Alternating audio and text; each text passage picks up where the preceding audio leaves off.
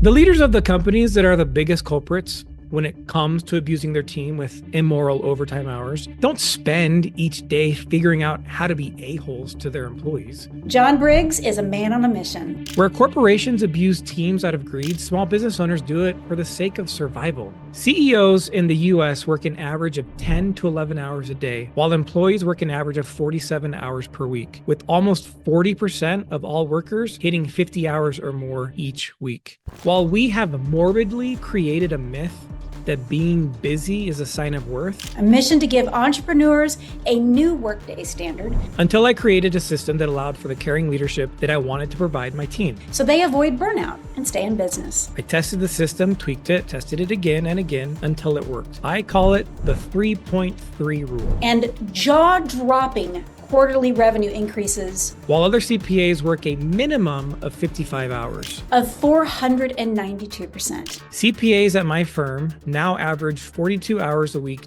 during tax season.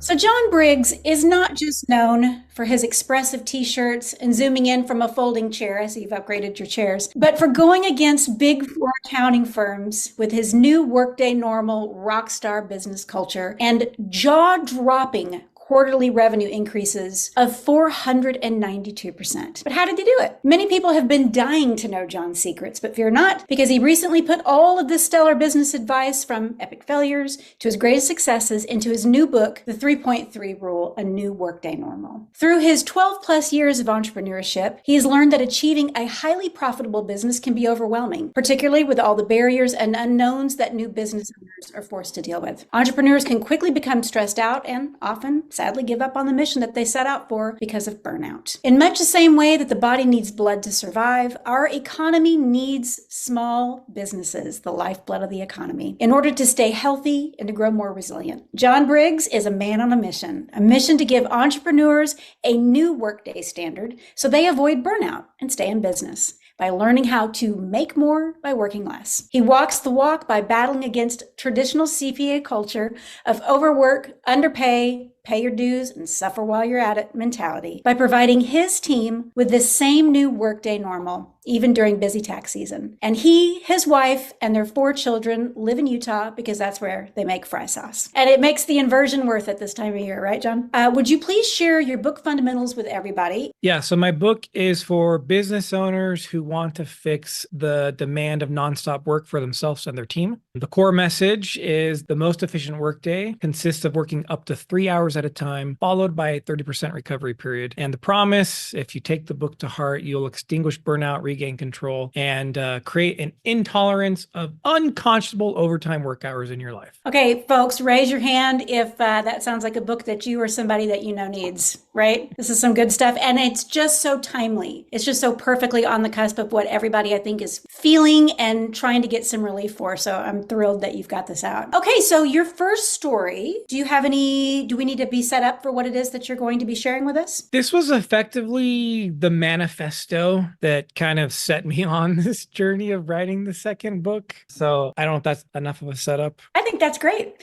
All right, you know what? I'm going to zip my lip and let you take it away with your fantastic intro. Okay. I needed to write this book. Don't confuse that with wanting to write it. For me, writing a book is a Herculean task that takes years of drafting and mind-numbing research, all while running a multi-million-dollar firm with more than 60 team members. We actually have more than 100 at today's date. I published my first book, Profit First for Micro Gyms, in 2020. It was way more work than I could ever have imagined, even though it is a book for a niche market that takes the concepts from Profit First by Mike Michalowicz and applies them to the fitness industry. I was extremely proud that I did it, but I had zero intention of torturing myself again by writing another book. Well, this book exists. Why did I need to do this? I saw a problem that wasn't being addressed and felt called to address it, regardless of my initial resistance. It started when one of my best employees quit. As we race toward the April 15th tax filing deadline, the team members in my tax practice can go through moments of stress. Brent was stressed most of the time. On top of his responsibilities at work, he had 3 young children who required a lot of parenting effort, and his wife was very overwhelmed, having recently given birth to their 3rd child. Brent wanted to be there for her as much as possible. We supported him in that. He worked fewer hours during that tax season than any other in his entire career, but his stress didn't go away. At the end of tax season, he still longed to provide more of the support his wife needed. To do that, he thought he needed to leave public accounting. Brent averaged 45 hours a week during tax season and felt that another full-time job in a different industry was the answer, even though a new job in a new industry would likely require him to work the same number of hours. Brent's previous years of accounting experience had conditioned him to believe that being in the industry would take away the freedom he needed to support his wife, even though the reality of his experience with our firm was that he didn't have to sacrifice his life for work. He couldn't overcome the feeling that he did. His predicament broke my heart. Many Brents are the casualties of broken industries that push a requirement to work unconscionable hours and a perception that it is necessary to never take breaks. Very sharp minds, great people who deliver exceptional services, are self-selecting out of this abusive relationship with their employers. For accounting firms, the existing data is alarming. Accounting programs are seeing lower and lower enrollments, with 68% of accountants leaving public accounting within their first 5 years. The accounting industry won't be able to rely on new, unsuspecting graduates to staff this massive turnover. Being a CPA gives me intimate insight into my clients and our industry, but this retention problem doesn't just affect the accounting industry. Law firms, software companies, product development companies, and any companies that continue to demand outrageous hours from their teams run the same risks of increased turnover and fewer new workers. My initial solution for these broken industries was simple and perhaps naive. If companies just cared for their team members and team members cared about their companies and clients, all the bad stuff would work itself out. Except it wasn't that simple. The leaders of the companies that are the biggest culprits when it comes to abusing their team with immoral overtime hours don't spend each day figuring out how to be a-holes to their employees. If asked, do you care about your team? They would likely respond in the affirmative. They aren't uncaring on purpose, but they aren't caring on purpose either. Many leaders who seem not to care don't have time to show their teams that they do. They work at full capacity during every waking moment. They get a jump start on their work days by checking email during breakfast. They work through lunch, don't come home for dinner, and usually feel the need to do 17 things at a time. Their on switch are never turned off. An act of purposeful caring requires attention and conscious effort, which aren't possible when working in these conditions. CEOs in the US work an average of 10 to 11 hours a day, while employees work an average of 47 hours per week, with almost 40% of all workers hitting 50 hours or more each week. Some business owners have said to me, stop faulting them, John. What's wrong with them wanting to make more money to improve their quality of life? Nothing. Most CEOs are on salary though, and won't receive more compensation for working more hours. Chances are, if their quality of life at a base CEO salary plus stock options and performance bonuses doesn't give them happiness, more money isn't going to solve that. If CEOs and team members are on one side of the coin, companies are on the other. Some companies want to make more money too. The salary cost of a team member is usually a fixed amount each month. The more hours they work, the higher the margin of the value created for the company. If a CEO earns a performance bonus, the company has already calculated that cost into the gain. The company is happy to pay the CEO's bonus because it means the company had the financial outcome it wanted. While we have morbidly created a myth that being busy is a sign of worth, the team member putting in long hours isn't usually thinking, I'm happy to do this because it's really going to benefit me. They're usually thinking, if I don't do this, I'm going to be fired, which could very well be true. Greed is another factor in forcing people to work ridiculous hours. At this point, however, it's more a matter of how Americans have been conditioned. It's easy to see how shareholder greed gets passed down through the bureaucratic layers of large corporations, dehumanizing the workers by treating them like another asset to be leveraged. But small business owners are doing the same thing, even if only to themselves. Where corporations abuse teams out of greed, small business owners do it for the sake of survival. They need the work to be done so they can get the revenue to pay the bills they can barely afford. Once upon a very stressful time, that was me. Until I created a system that allowed for the caring leadership that I wanted to provide my team. I tested the system, tweaked it, tested it again and again until it worked. I call it the 3.3 rule, and I'll explain why in the pages to come. CPAs at my firm now average 42 hours a week during tax season, while other CPAs work a minimum of 55 hours. This gives the team time to breathe and think about other things, like improvement, instead of feeling like they have to go, and then go some more. It gives management the space to provide feedback and mentoring instead of being forced to act like jockeys whipping horses into action. It gives the entire team the ability to care on purpose. Quality of work improves, retention of clients increases, and turnover of team members decreases. All of this improves my company's bottom line. I was content with the change changes I made within my firm. They improved my team's quality of life and my own. And then I thought about all the small accounting firms closing up shop. I thought about all the good people and terrible jobs across many industries who are expected to trade their lives for work. Thought about Brent, who had bought into the belief that long hours were a requirement of an industry and so could not see an alternative to quitting it altogether. And that is why I felt compelled to write this book, even though I didn't want to write another book. This book shows the nuts and bolts, rubber meets the road, easily applicable method that my company uses internally and has taught other business owners to do. It shows how we care for our team and clients. Although all business owners probably feel like they care for their teams, the systems, processes, and methods in this book don't exist in many of their businesses. We need to recondition ourselves to this better model, the 3.3 rule. If we have a work addiction, we need to get sober. And we need to create businesses that encourage anything other than workaholism. Being busy shouldn't be a badge of honor. Instead, the new badge of honor is granting yourself and your team the ability to have a life outside of work. We need to extinguish burnout, regain control, and create an intolerance for unconscionable overtime hours. Religious leader David O. McKay said, "No amount of success can compensate for failure in the home." That home can include a spouse and kids, just you and your kids, just you and a spouse, only you, or any other configuration. The point is that no one gets to the end of this life regretting not making Employee of the Month or putting in more hours at work. I'm not encouraging entitlement or laziness. Hard work is still required, but hard work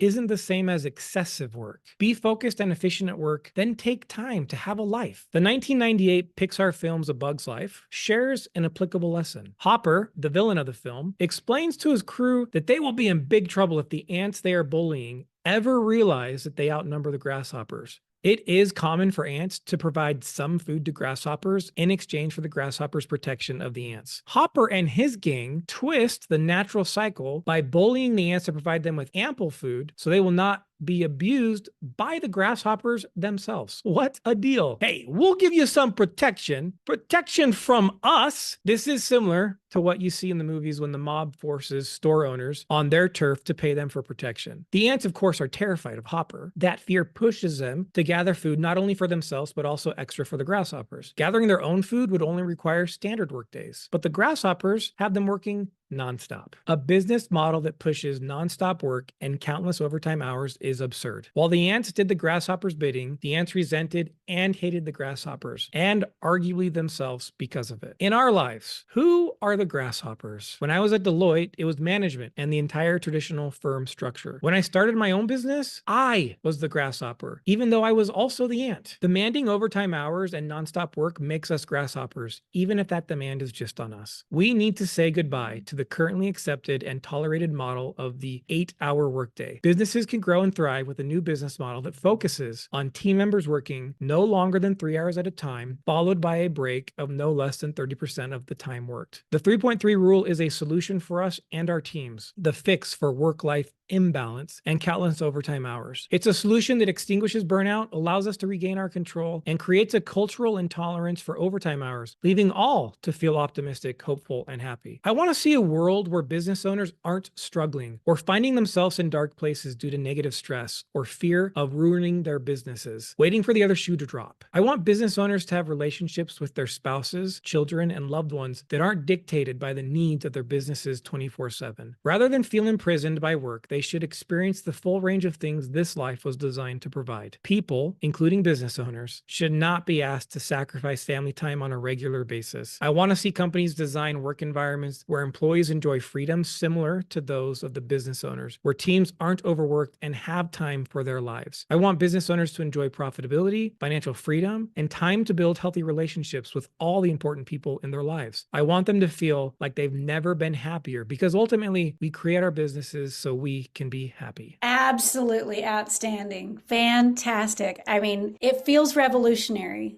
It really does, John. So in your introduction, you said you did not want to write a second book, and I know this is true, but you felt compelled to do so. Would you say a little bit more about why it was so important to you to tackle another book? I believe that our U.S. economy, which of all the world economies is the most important to me. Our U.S. economy is built on the back of small business. And I think about the small business owner. I've been a CPA for 15 years. I've met a lot, thousands. And I know that the majority of them are just trying their darndest and they're putting a lot of energy with very little to show for it. So then I think about the small business owner, and then I look at the statistics of what my industry is doing to accountants, which small business owners, in my opinion, need. I shared those statistics. Those haven't changed. Accountants are leaving within 3 to 5 years, knowing, because the model is, let me squeeze every last ounce of soul out of you. And then I know that you're going to jump ship because the headhunters are going to call you and you're going to be like, that sounds way better. Yet now, because of social media, which is great, people are open and share their experiences, their bad experiences as an accountant. And so potential accountants can be like, what major should I choose? And they see all these things on Reddit and Glassdoor. It's like, that's terrible. Maybe there's a different way to the path that, like, where I actually want to end up going. So you combine all those things, and if this trend continues for accountants, you're going to have fewer accountants. So then you think about supply and demand, which means they're going to raise their prices, and they're going to outprice themselves from being able to serve the small business owner. They're not going to be able to hire them. And I know business owners need accountants to help them with their financials. So then what's going to happen? Another solution is going to have to exist that is likely not going to have the same skill set that an accountant can offer. So we're going to run the risk that small business owners aren't going to be supported. Therefore, they're going to go out of business, and our economy eventually crashes, all because we've allowed this is the way it is to exist for so long. Like, people just accept it. I mean, I remember, like, my accounting professors, it's just what they taught us. This is how you live. You'll accept it. Oh, that sounds great.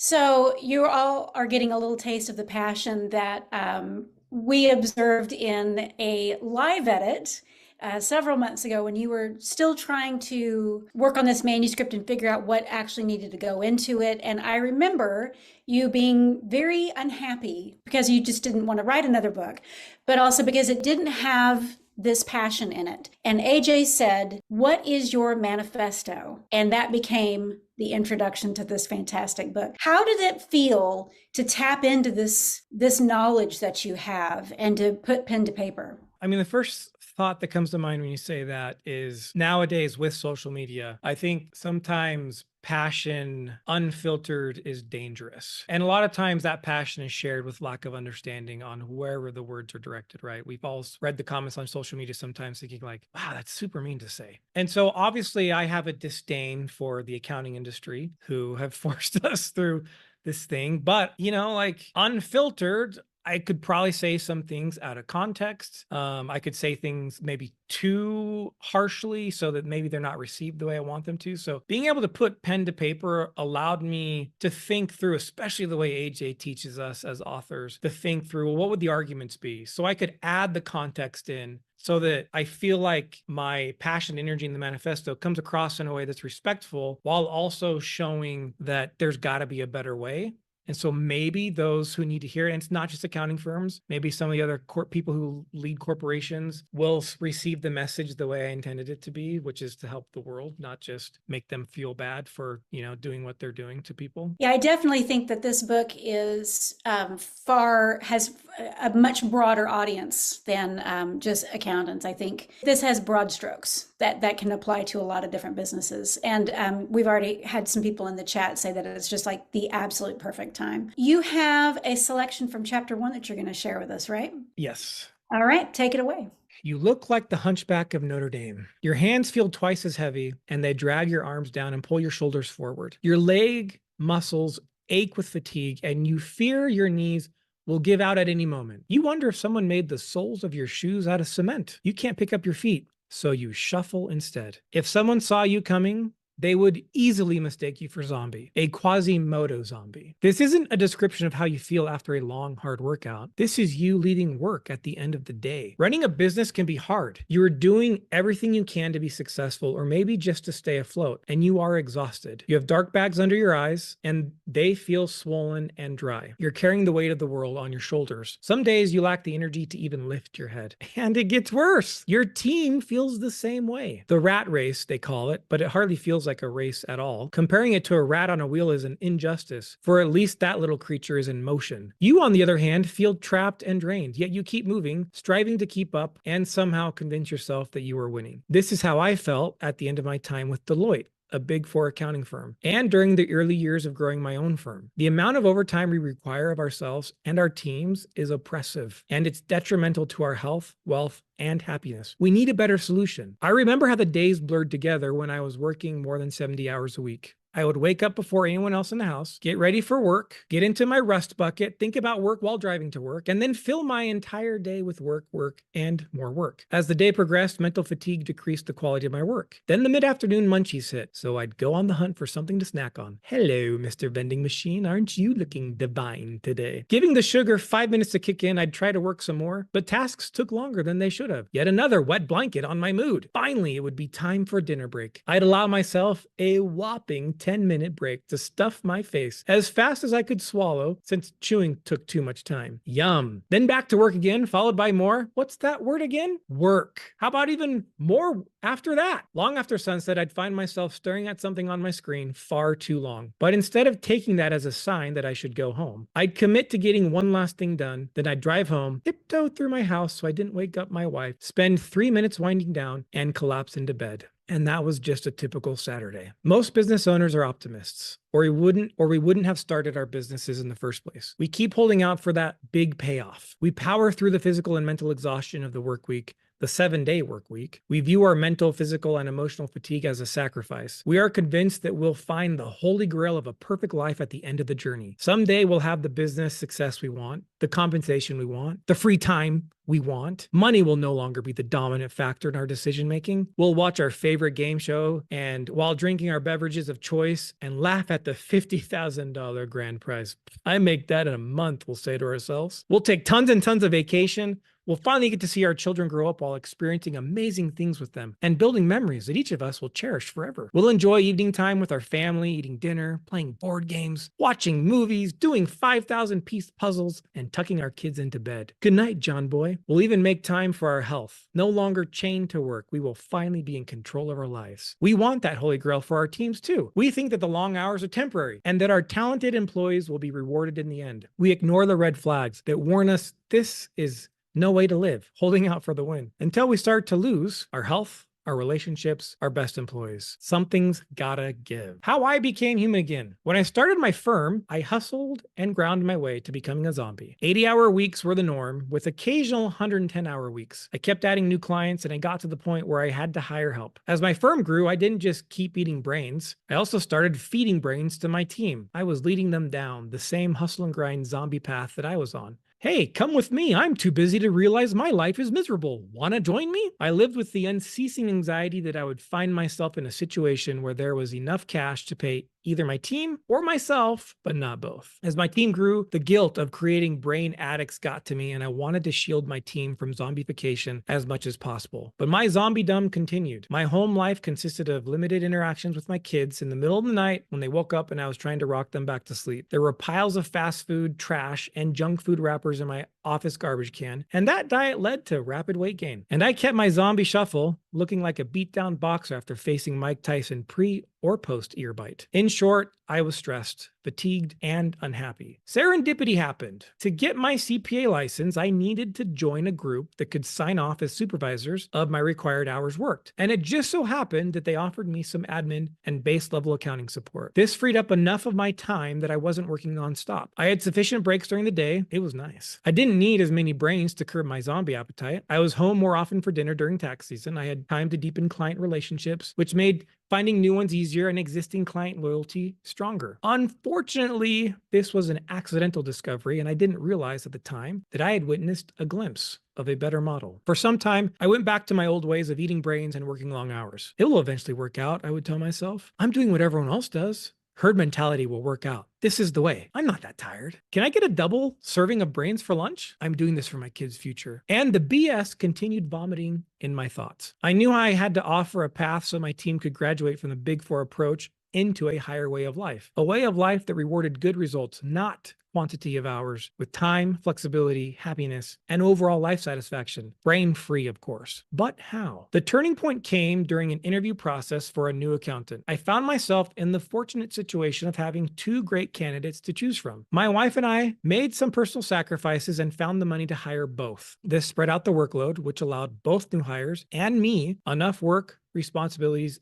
and adequate breaks. We all had enough capacity to do our work and live our lives. When the dots connected, I realized that the times I wasn't stressed out from work were when I was intentional about working and taking breaks. That's when I did my best work for clients. The company's growth was healthy, my team executed at the highest level, our entire company's happiness and joy were greatest, and I could be fully present at home with my family. This reminded me of how we worked where I grew up. My family lived in Missouri for a time, and my dad had a couple of hay fields. He would use each field for 3 years and then rest the field for a year. It also reminded me of how we hope our work week allows us to take time off on the weekend. 2 weekend days out of the full week equals 30% non-work time. Resting fields and taking 2 days off during the week are healthy cycles. Then I thought about how our bodies have cycles too. Eat food and it will eventually cycle out of your digestive system. Drink water and around 2 hours later, you will pee. We wake up and then sleep. 8 hours of sleep is 33% of the day. Finally, I tried this cycle in my business. 3 hours of work max, followed by 30% recovery time. This is what I discovered when I was intentional about working blocks and taking breaks. All these experiences and reflections led me to create the 3.3 rule, which I get into in detail in chapter 2. But here's the gist. The most efficient workday consists of up to 3-hour work blocks, the first 3 in the 3.3 rule, followed by 30% recovery periods, the 0.3 in the 3.3 rule. That's it. That's the way forward. The 3.3 rule fixes the demand for nonstop work, prevents burnout, and creates an intolerance for unconscionable overtime hours. This method does not impede growth. In fact, businesses can grow and thrive with this new workday standard. It worked for my business, which has seen 492% growth since I implemented the 3.3 rule, and it works for the businesses I consult with. The benefits of the 3.3 rule are not exclusive to the accounting industry. You'll find that you and your team will experience similar benefits. When teams adopt this new workday standard, the company can handle crises better and without letting the quality of work suffer because everyone has some extra bandwidth to step in. Owners have time to go above and beyond in caring for their teams. Teams feel more cared for, less stressed, and therefore healthier, which helps with retaining great, talented team members. Clients enjoy dealing with happier teams, which helps client retention, a very important component to business growth. The path to get to the 3.3 rule may feel like hard work because it will require you to change some things. But don't mistake the feeling of hard work for the same thing as hustle and grind. Obstacles will come up as you work through the process, and this book helps you navigate them. By the end of this book, you will be able to free yourself and your team from work-life imbalance and countless overtime hours. You and your team will experience an improved quality of work, healthy growth, a greater ability to be fully present outside of work, and increased happiness. I've tested countless fixes. Some even offered short-term benefits. However, one worked every time and for the long term. The 3.3 rule. It very well might be the only solution to reversing the trend of burnout. This is our lifeline, our antidote to the zombie life. Outstanding. One thing that jumps out to me about this whole concept of the 3.3 rule is that the unconscionable hours that you're talking about makes it an issue of morality, right? And to challenge business owners to have a more ethical and human point of view with their workforce. It's really terrific stuff, John. When you talk about unconscionable hours, how is working those a sign that your business might be in trouble? I mean, if you think about that business owner who's working that long, you ask, why are they putting in so many hours? Likely they need to pay bills, whether that's themselves or their personal life. Okay, so how do you pay bills? You need clients to pay you money. So how do I get clients to pay me money? I need to do the work. So one thing that comes to mind, if I have a gallon of jug, I'll show you my glass jar here. This is how I track my water intake every day. It's a gallon. If I have that gallon jug and I have 2 gallons of honey and I start pouring it in, it's not all going to fit. But oftentimes business owners don't stop to think about how big of a gallon of capacity can my service offer right now. All they think is, I got to pay bills. I got to pay bills. And that could be because I'm not profitable enough. It could be because I'm not paying my client, I'm not charging enough. It could be my team member's not effective enough. My processes could be bad, but there's lots of reasons. But ultimately, the symptom of all those reasons is you're putting in all these long hours because you think that's the only solution to get the client to pay you so you can have the money to do whatever you need to do with that money. And then rinse, lather, repeat, and then zombification. Yeah. Yeah. So In your book, you not only explain how to implement the 3.3 rule, but you also go into detail about how to improve nearly every aspect of your business to accommodate this change. Can you talk some more about some of the improvements readers can make in order to benefit? Yeah. So there's a 3.3 rule, which should make everyone more efficient based on the science I talk about in the book. But then I add into it the 3.3 system, which is how do I make each work focus time even more productive? I've kind of already alluded to them in my last response, but capacity is a big thing. If you and your team are working so many hours and you don't give yourself extra space, then anytime anything unplanned happens, which never, of course, happens in small business, you're already setting yourself up for failure because you don't have the capacity or bandwidth to even get it done. Another concept we talk about is the team multiplier, like paying attention to your team production multiplier. Businesses need to get a return on the investment they put into their team. And if they're not doing that, then they just literally cannot stay in business. It's not sustainable mathematically. So we talk about some of those things. Sometimes clients aren't great clients. Well, you do. You should probably have a system where you're looking at the quality of clients. And if they're not great, are there some tweaks you can make to make them great? I suggest a few tweaks in the book on how you can do that. So there's technically 11 things in the 3.3 system that we go into. We call it a baseline. So people can actually take a baseline and determine where am I at? And then there's things I can do to improve that percentage so that if I'm at 30%, I can get to 100%. So let's just say I think this all sounds great, John, but this is not for me. This isn't the right time. Yeah, this is nice. Maybe I'll try and implement it down the road. What do you have to say to somebody like me? I'll say, okay, yeah, it's probably not right, but here's the deal. There's a lot of science that supports what I said. So I'm open to being wrong. But if you want me to be wrong, you got to commit to proving me wrong. So just take one workday and do the rule, because this rule you can implement tomorrow. You're going to work up to 3 hours, however that long that is. Like maybe there's a task I can only get an hour in before I lose focus. That means you're going to take 30% of that hour off afterwards. I'm going to take 20 minutes off. Follow the actual rule for one day and then give me the proof that it doesn't work. Okay, everybody, you heard the man. Challenge accepted. Let's all commit to doing that, and then you can send all of your complaints to John Briggs at. No. Fantastic. And I really hope everybody kind of takes that challenge on tomorrow. On a personal note, I want to thank you because AJ, in being your book developing editor throughout this process, began to implement that rule. So I have a terrific work life. I love my work life, just so you know. So I can say that it works. Okay, so we've got one more fantastic chapter that you're going to read for us, and this is John's call to greatness. So a call to greatness is you've done the steps, you've learned what you've needed to learn, you have a whole new mindset. And this is maybe what we didn't even realize that was on the horizon for us. So this is John's chapter 7, and I'm going to turn it over to you, John. For the 3.3 rule to work in your business, you have to live it. I've met business owners who hear my message and say, I totally agree. And I'm doing that with my team. My team isn't working more than 40 hours a week. I then ask them how many hours they are working. Oh, well, I'm working 70 to 80 hours a week and I hate my life. Dan Sullivan, founder of Strategic Coach and author of Who Not How, the formula to achieve bigger goals through accelerating teamwork, says entrepreneurs that are always tightly overscheduled can't transform themselves. They can maximize what they are doing for short periods of time, and then they think they are really being effective. But actually, they aren't being effective at all. They're just being really busy. Busy isn't the same thing as effective. You need slack in your system for you and your team to use the 3.3 rule. You have to have slack in your system. That slack will allow you the space you need to make vital decisions and take necessary actions. The slack that Dan refers to is simply a period of time when you do not need to force yourself to work. Sounds like he's describing a 30% recovery period. Without slack in the system, the standard outcome is for things to run over capacity. That puts stress on the system, stress in your system. Being busy will always be a temptation because the demands of life don't usually diminish, not without conscious decision-making and deliberate action, not without boundaries set around your time.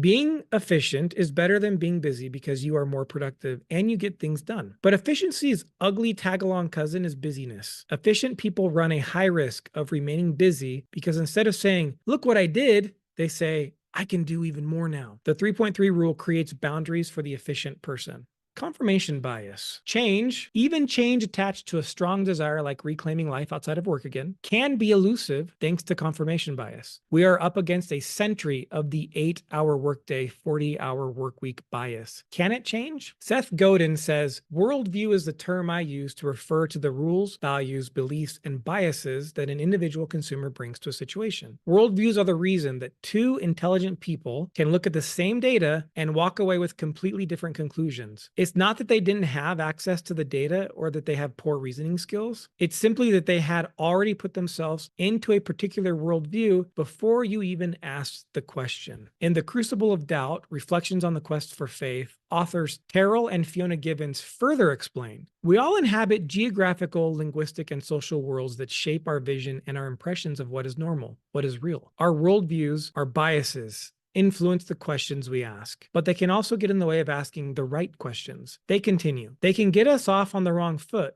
obscure our line of sight, or simply misdirect our focus. This is because all too often we don't realize the limiting assumptions with which we are working. If my bias tells me that working nonstop is the only way to grow my business, any attempt I make at working less will be a failure. Confirmation bias makes it extremely difficult to see anything other than what makes us right. The University of Stanford did a study with two groups of people. One group supported capital punishment and the other was opposed to it. Both groups read two fictional studies. Each group read the same exact study. But one group was told that one study focused on the negative consequences of capital punishment, and the other one talked about the benefits, while the other group was told the exact opposite about the two studies, even though, again, they were one. Regardless, the majority of participants stuck to their original views, pointing to the data that supported it and discarding that which did not. Anti-death penalty people became more anti-death penalty when shown pro-death penalty evidence and vice versa. Confirmation bias makes us completely closed to any differing points of view, especially the ones communicated passionately and aggressively. Our brains want to use the least amount of energy possible, and it takes less energy to pair something we hear with what we already know. Learning something new or unlearning something takes a whole lot more energy. Naturally, then, we tend to see data that confirms what we already know or that makes us right.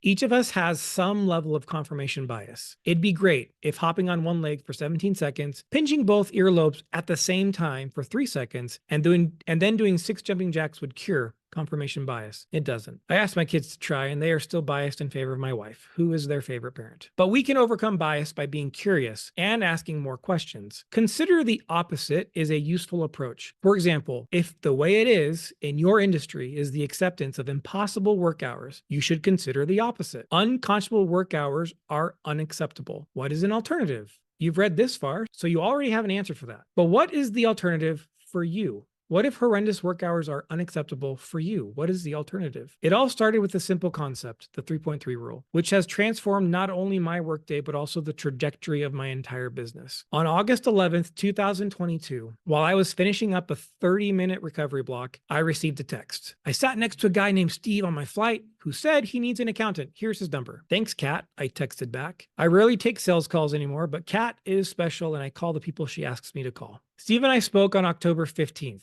A tax filing extension day, notoriously busy for accountants. It was another normal day for me. Steve didn't know that. He asked, "It's October 15th. Are you sure you have time to talk? We can reschedule. This time works. We have systems in place." The day isn't a stressful day. Turns out the Kat's introductory text was like a golden ticket to Willy Wonka's chocolate factory. That conversation led to a massive opportunity and partnership with Steve and his company. Prime Corporate Services helps business owners with liability protection, improving business credit, and providing tax and accounting support. Steve was looking for a firm that could fulfill the crap ton of tax and accounting services he needed. Not very many accounting firms are set up to take on 200 new clients a week, but we were. We had spent the last 5 years implementing the 3.3 system and creating a solid foundation that was ready for expansion, mass expansion. Now we can change the lives of many more accountants, rescuing them from the clutches of endless work. Our last few years, we have averaged 42 hours a week during tax season. You see, the 3.3 rule is more than just a strategy for productivity. It's a philosophy, a way of life that demands we challenge the status quo and redefine what it means to truly excel. It teaches us to harness the power of focused work, followed by intentional recovery to unlock our highest potential. But it doesn't stop there. The true application lies in the 3.3 system, the engine that propels this philosophy forward. It is through the implementation of this system that we can transform our businesses, our careers, and our lives. The 3.3 system empowers us to streamline our process, optimize our resources, and create an environment ripe for growth and expansion. Just as with my conversation with Steve on that fateful October day, opportunities are waiting to be seized by those who are prepared. They come in all shapes and sizes, sometimes disguised as challenges or obstacles. But armed with the 3.3 rule and the 3.3 system, you will be ready to embrace them with open arms. Imagine a future where your workday is not a soul-sucking grind of stress and exhaustion, but a wellspring of inspiration, fulfillment, and awesomeness. A future where you have the capacity to take on 200 new clients a week, not because you are overwhelmed, but because you have built a foundation of efficiency and excellence. This is the future that awaits you. So I ask you now, with unwavering conviction, will you rise to the occasion? Will you commit to the pursuit of greatness armed with the 3.3 rule and the 3.3 system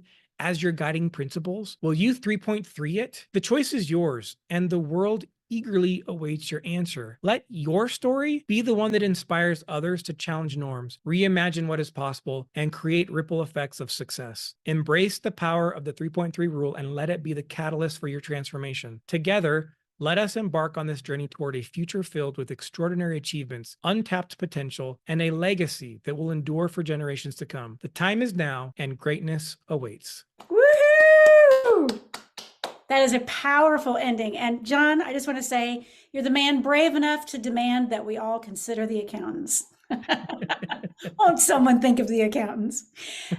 Can you share with us what change you hope to see in the world because of this book? Yeah, honestly, I'd like to see more people spending time at home because they can and because their job allows them to do it. I know the data. It took 2 years, right, from starting this to now, and it definitely supports that if business owners will give permission to their people and themselves, they can be more productive in their work life, and then spend more time at home. Like building connections, not just at home per se, but outside of work, right? Building actual connections with humans. As humans, it's something that we need. Even as an introvert, I can admit that we need to have connections with people, and we can't do that if we're working unconscionable hours. Love it. Love it. Stamp it. Sign me up. I'm all for it. I think it's fantastic. Thank you so much for your fantastic book, for coming back a second time. I've had a great conversation with you, and I hope everyone else did as well. And go ahead and grab a copy of John's book. I hope you have a fantastic night. Thank you, John. Thank you. You bet. Everybody, take care. Have a great night. We'll see you soon.